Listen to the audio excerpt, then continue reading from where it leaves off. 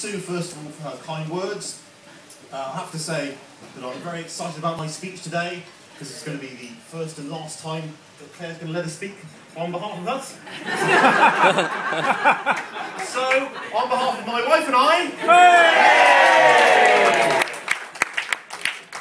thanks to all of you for joining us today to celebrate our marriage. We're both absolutely over the moon that so many people that are important in our lives could be with us today. We're really delighted to have you share our special day with us. And also thank you very much in advance for all the cards and presents which will open later tonight. Now, I wasn't sure what else my groom speech should contain, so I thought I'd do the modern thing, go on the internet and have a look about what's on there. And after a couple of hours, I found some great websites. Then I remembered I was supposed to be writing a speech. I was on my way home from work, so I closed down the websites. I did my history, and I think I won't. So, the first thing the internet told me was that I should share with you the story about how Claire and I met. It was 4 years ago, the night before fireworks night, and Nick, who's done a great job as our Toastmaster this evening, had just started flat sharing with Claire, who he knew from university. Picture the scene.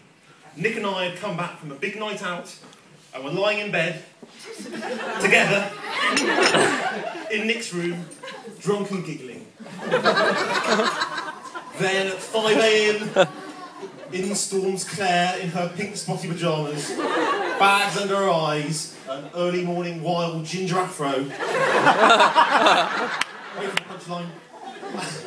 And tells us, in no uncertain terms, to keep the noise down. I can tell you it was love at first sight. Once I convinced Claire that sleeping with Nick was a one-time thing. So, there's going to be a few toasts in my speech tonight, so don't let the whole glass at once. I'd like to start things off by sincerely thanking Claire's mum and dad, Dave and Sue, for making me feel like the son they never wanted. Making me feel like the son they never had.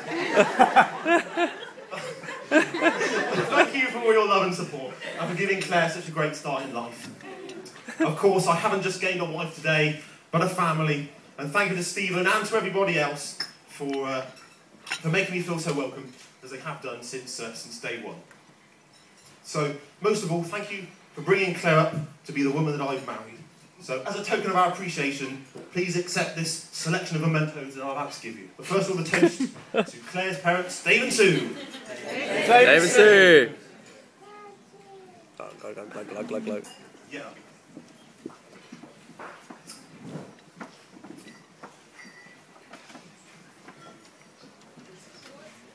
I'll move on. I'd really like to thank my mum and dad, who probably deserve a medal for endurance. They've always loved and supported me through every stage of my life, even during the turbulent terror in the teenager years, which seemed to last well into my 20s, and which Claire will tell you are still ongoing. So thanks, mum and dad, for all the love and guidance you've given me. And I hope I can make you as proud of me as I am of you. So we've got you some gifts as well. Claire. I'd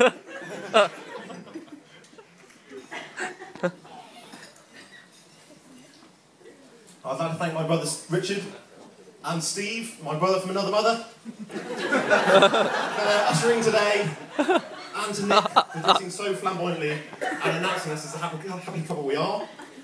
I'd also like to thank everyone else involved with today's ceremony, including Tracy, and of course Philippa, Malcolm and Liz, who I think you'll agree did a fantastic job on the singing, and we're all really impressed with that. I'd like to take some time out to pay a special tribute to Neil Soundways, sitting amongst us, who stepped in to save the day, yet again. My mum met Neil when he was a building services contractor for my mum's old company. The story doesn't end how you think.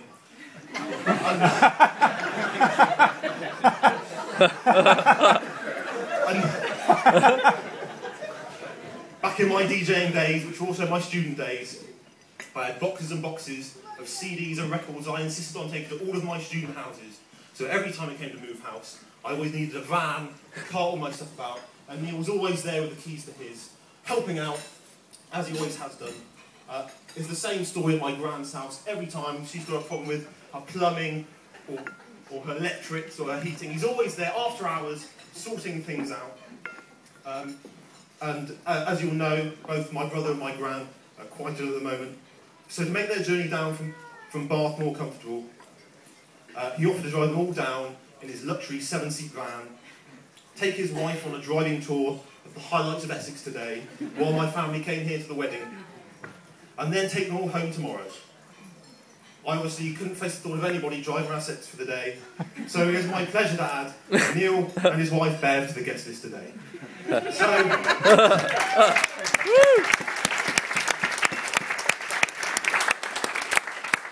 So to Richard, Stephen, Nick, Neil, Philippa, Tracy, Malcolm and Liz, a toast to the supporting cast of today. The supporting cast. Ah. Nearly halfway.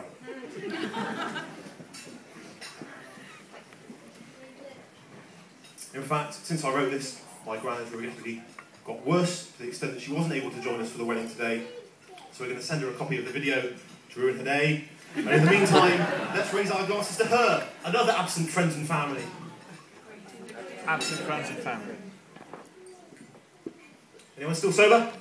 I've got more. There's been so much to organise and coordinate today, and so much of it was outside of our control. So it was inevitable that something would go wrong. And sure enough, at midday today, the guy who owns the DeLorean, we'll call him Doc Brown, called me up to tell me he was running 15 minutes late. I said, hello? Hello? Hello? 15 minutes late? You're driving a time machine!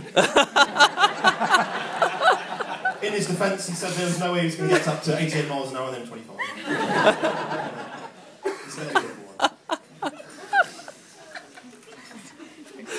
But apart from that, little hiccup on the DeLorean. And so we're on very smoothly today, and in no small part, this is thanks to Claire's harem of gorgeous bridesmaids. So I'd like to thank Sarah, Shona, Philippa, and Katie, who all look stunning today, and have collectively eased Claire through the past 24 hours. I asked Claire if I could have a harem of beautiful women ease me through the past 24 hours. But she said the hourly rate was too high. That's accountants for you. Anyway, would you please raise your glasses? Bridesmaids! Bridesmaids.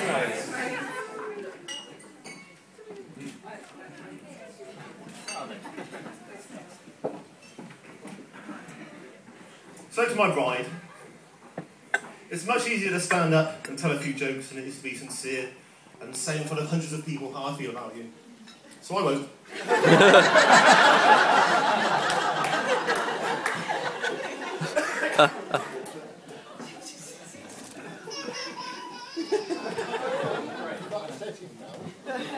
It's only a joke, I was coming on to it.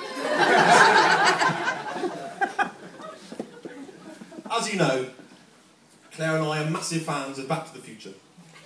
But when I say that, I mean I'm a massive fan of Back to the Future, and Claire's eyes glaze over whenever I mention it. Similarly, we both love going to see Crystal Palace games. We both love drinking beer and watching wrestling. Claire loves spending Sunday afternoons talking about the merits of various different sorts of sports car. I think this is the key to success in any marriage. And I feel blessed we have so much in common. Obviously, I'm not being serious. Claire goes clothes shopping and comes back with so much stuff I have to pick up from the train station because she literally can't carry it. Whereas I have suits in my wardrobe that even moths aren't interested in. That's why I hired this one. I really think the key to success is not living in each other's pockets, and that makes the time we do spend together even more special than it is, including today. They say your wedding day is the happiest day of your life, so it's all downhill from here. But at least we've got each other.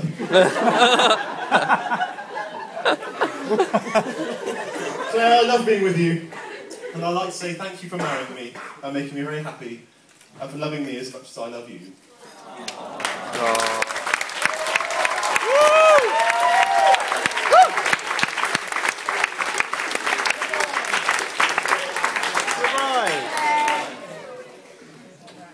Nearly there. Finally then, I'd like to thank my best man for all his help in organising me to be here and you to be there. In spite of all my reservations about his abysmal lack of organisation, he did a fantastic job with the stag do, and is very much the right person for the job, which is why I send all his instructions to his fiancée. I think Mark may have printed out his speech, word for word off the internet.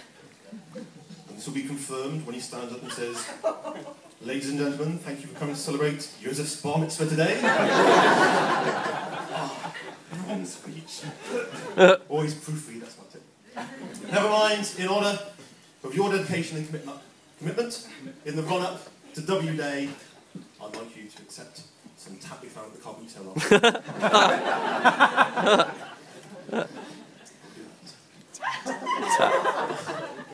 Now, I'm not going to stand here all evening and bore you with stale old jokes.